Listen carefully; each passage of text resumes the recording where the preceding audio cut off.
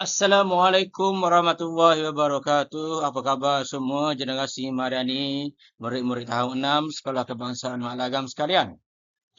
Alhamdulillah, pada tahun 6 ini, semua murid tahun 6 seluruh Malaysia akan menjawab instrumen pentaksiran psikometrik. Pentaksiran psikometrik ini merupakan salah satu pentaksiran berasaskan sekolah selain daripada PAJSK dan juga pentaksiran bilik darjah. Apa itu pentaksiran psikometrik? Pentaksiran psikometrik ini adalah satu cara untuk mengenal pasti secara sistematik maklumat yang menggambarkan tentang psikologi seseorang murid itu.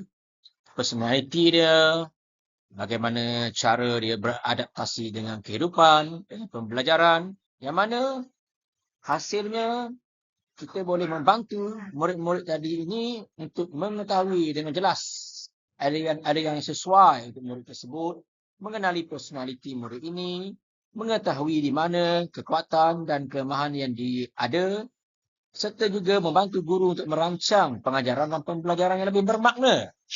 Selain itu, apabila murid menjawab pentaksiran psikometrik ini, kita boleh mengumpulkan dan meramalkan apakah hala tuju masa hadapan dia, terutamanya dari segi kerjaya, dari segi potensi dan kesesuaian diri dia.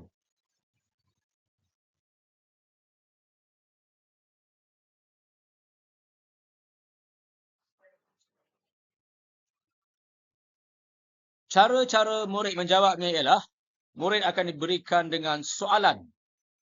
Satu set soalan ataupun instrumen pentaksiran psikometrik tahun 6 ini, yang mana ia mengandungi dua bahagian. Bahagian A ialah inventory kecerdasan pelbagai yang mempunyai 90 soalan. Ini amat mudah saja untuk murid menjawab, yang mana murid akan menjawab ya atau tidak sahaja. Contoh soalannya berbunyi begini. Soalan pertama, saya seorang yang suka dengan aktiviti-aktiviti ilmiah ataupun aktiviti-aktiviti yang berilmu seperti mendengar ceramah dan sebagainya. Anda hanya menjawab ya atau tidak. Kalau anda jawab ya, maka anda hitamkan jawapan ya. Jika tidak, anda hitamkan jawapan tidak. Dan untuk bahagian B mempunyai 30 soalan yang mana ia mengandungi soalan-soalan berkaitan dengan kemahiran menakul dan kemahiran menyelesaikan masalah.